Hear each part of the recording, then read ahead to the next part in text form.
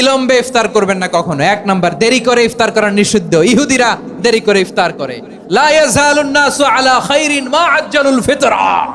বিশ্বনবী বলেছেন, এই উম্মত যতদিন আগে আগে ইফতার করবে, এই উম্মতের কপাল থেকে কল্যাণ কেউ ছিনিয়ে নিতে পারবে না। চিল্লায় বলেন ঠিক কি না? আজানের জন্য বসে থাকবেন না, সময় দেখবেন। স্থানীয় সময় যখন সূর্যাস্ত হওয়া মাত্রই বিসমিল্লাহ, খেজুর খেয়ে ফেলবো। পারবেন তো নাকি দেরি করবেন? 2 নাম্বার, রমাদানের পবিত্রতা বজায় রাখবো। কোনো তর্ক বিতর্ক অশ্লীলতায় আমরা জড়াবো না, ঝগড়া করবো না, সরাসরিও না, ফেসবুকেও না। করবেন কেউ গালি দিলে বলবেন ইন্নিমরুন সায়েম, আমি রোজাদার। আল্লাহর হাবিব শিখিয়েছেন, কেউ যদি তোমার গালি দেয়, কটু কথা বলে, অশ্লীল কথা বলে, রমজানে তুমিও বলতে পারবে না। তুমি বলতে পারবা ইন্নিমরুন সায়েম, আমি রোজাদার।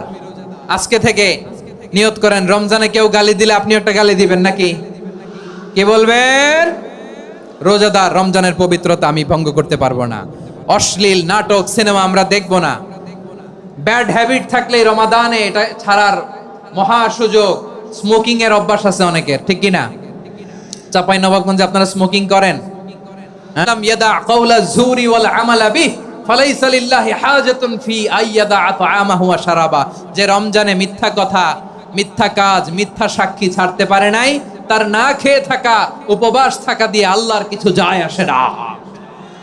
এজন্য মিথ্যার সাথে আমাদের কোনো সম্পর্ক আছে? মিথ্যা বলবো না। 4 নাম্বার, অপচয় করব না। ইন্নাল মুবাযযিরিনা কানু ইখওয়ানাশ শায়াতিন ওয়া কানা শাইতানু লিরাব্বিহি কাফুরা। অপচয়কারী শয়তানের ভাই।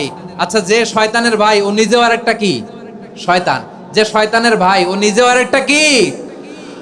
অপচয় করব না। ইফতারি করতে যে আমরা অনেকে অপচয় করি, এগুলো করবেন আপনারা না। অপচয় করব না। 5 নাম্বারে, রিয়া, লোক দেখানো ইবাদত আমরা করব না। লোক দেখানোর জন্য নামাজ, রোজা, জিকির, তেলাওয়াত, দান সদকা এগুলো করলে আল্লাহর দরবারে এগুলো কবুল হবে?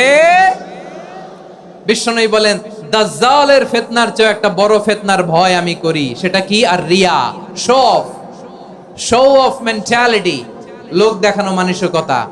এটা থেকে আমরা বিরত থাকবো ইনশাআল্লাহ। 6 নাম্বার, অনেক গুরুত্বপূর্ণ। ব্যবসায়ী ভাইয়েরা, ব্যবসা করেন কারা কারা? হাত তুলে দেখান তো আমারে। মাশাআল্লাহ, হাত নামান। ব্যবসায়ী ভাইয়েরা, অনেক অসাধু ব্যবসায়ী আছে, রমজান আসলে নিত্য প্রয়োজনীয় পণ্যের মূল্য বৃদ্ধি করে দেয়। এরকম আছে না নাই? এগুলো করবেন না। মজুদদারি করবেন না। পণ্যের কৃত্রিম সংকট বাজারে করবেন না। আপনি লাখ টাকা কামায়া ভাবছেন যে রোজাদারদের কষ্ট দিয়ে ধনী হবেন।